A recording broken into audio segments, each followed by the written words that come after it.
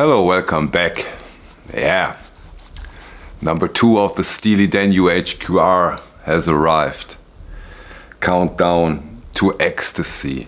You know, it's the second part, in a way, the second album in this series of the UHQR analog production box sets. First one has been Steely Dan Can't Buy a Thrill.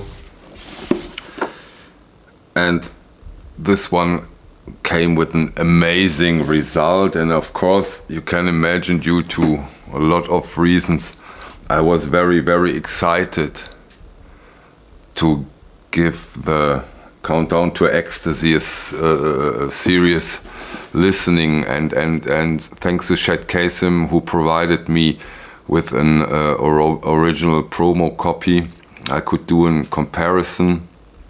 And yeah, that was, of course, quite exciting to do it. And yeah, relatively shortly after the first Steely Dan, we now have Steely Dan's Countdown to Ecstasy. Of course, comes in the UHQR Deluxe packaging, with quite some extra stuff. We go briefly through, and then of course we go into my listening experience, my opinion, my comparison, and of course talk and discuss about it. Of course, good tradition, I show those. Those editions come with the hype sticker, who goes into the product and mastering details. It comes with an editorial sheet where you can get informations about titles that are out there, or, as I see here, the Billie Holiday Lady in Satin. Here you can see it. That comes out very, very shortly. Or the Roger Waters, which is due next or upcoming Friday. Then of course we get the technical specification manual, where the production process of this beautiful Clarity vinyl is explained and documented. And we get liner notes again. And the liner notes, and this is amazing, are from Donald Fagen himself. And of course, we get photos of the master tapes, which of course is extremely interesting and of course extremely important. So yeah, they are all analog from the master tapes, quite important. Yeah, and as I said, we get the liner notes from Donald Fagen. I've read them and they are amazing. They are so amazing that I want to share with you as an intro to this video. The first sentence, it's so great. I try and read it to you. It starts with, because of an expanded touring schedule in 1973, our sophomore album was recorded in a desultory, haphazard fashion. Following an infernal routing plan devised by corporate devils, we zigzagged across the country, opening for anyone who could have us. Frank Zappa, on crutches after being thrown off the stage by a madman in London. Humble Pie, deafening. The Kings, besotted. Melanie, special. Alice Cooper, cheesy fun. Cheech and Chong, baked. The Doobie Brothers, also baked. Elton John, really kind of awesome. Plus the Beach Boys, Chuck Berry, and many more. I find this hilarious. I don't know, ever shown you the back of the essay? And then of course we get our beloved, gorgeous, beautiful Stoughton gatefold jackets. I love that noise. It's sad that it goes away after some time. The back, very shiny, beautiful printing. I show you the. Oh, let's hope it works. Yeah, here we have it. Here is the spine. My copy, luckily, absolutely flawless. And of course, we got those as 45 RPM 2-disc set on Clarity vinyl. You know, analog production has to choose this Geffen label, as they are not allowed to take the ABC label, because this is not anymore. Okay, let's start before we get into the comparison of the UHQR 45 RPM version and the white label promo, with my very first impression of the UHQR. It's as they promise, and as I expected, of course, in a way. It's dead, flat, silent vinyl, no click, no pop. Beautiful. No problems at all on that area. And you are immediately, due to the quality, the dynamic, into this smoothie, beautiful piece of music. Especially side 3 or C, which they did, I think, 7 times. 7 times. Until they thought, nah, now it's perfect.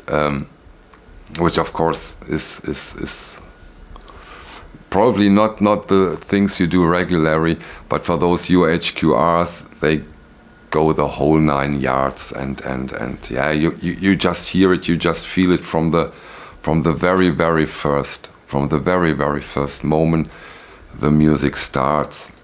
I of course don't have to explain you what a great album, what a great band Steely Dan has been. And yeah, I'm so happy. You know, again, I said that in the first one with for the Can't Buy a Thrill, that those records are finally out there as audiophile versions, and due to the factor that it's a UHQR with such a high collectability, is of course beautiful for us vinyl lovers, for us audiophiles, for us music lovers. Amazing. Yeah, and then, as I said, I could compare it to the white label promo. I get it out here. Here is the original jacket. It's not a gatefold, of course, or no, let's say it's not a gatefold. So here you can see it's not for sale, of course. I show you the label and the vinyl. It's a beautiful copy. It's almost flawless, almost, not completely, but almost. So it was a perfect copy to do the comparison. Really nice. And you know, the first one, the Can't Buy a Thrill, maybe you have seen my review. It killed the promo copy I had from this one.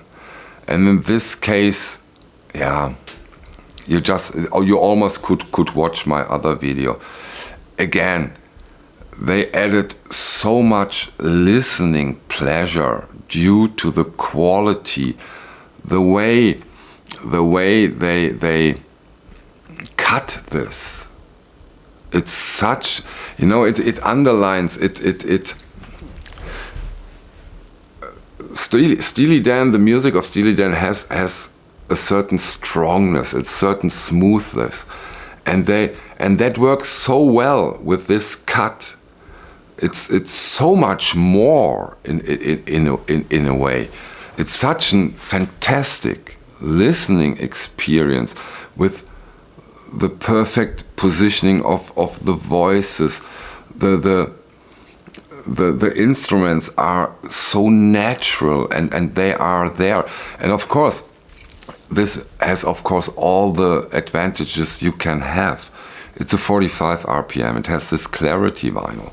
But of course there has been gone some time till they really released it. And so this is always, of course, an achievement when you manage to do an audiophile remaster and you prove that you can do it better than the original.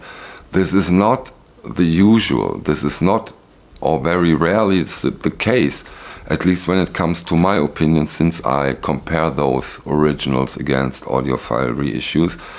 And analog production with the UHQR in this case really did it again. They really did it again. I had the pleasure and accompanied, that's too much to say, but I was sometimes talking with Chad about how hard it is and how he really cares and how deep they and him go into it. And Bernie Grundman, again, he did it. It took some time. When you listen to the things Chad in his video on analog production does about the release, but they did it, and this is the most excuse me, this is the most important thing. Yeah, and of course, another thing, I'm so pleased now, also us Europeans now can get them for a decent price, not this sometimes outrageous prices. I will put, of course, a link to my web shop in the video description down below. And if you want to get into it, you're up for an amazing listening experience. And what can we ask for more? Can't wait for number 3, 4, 5 and 6. Let's hope they come quick, and let's hope, but I'm in a very good spirit, let's hope that they keep up this amazing quality for the rest, for other titles. It can only get better.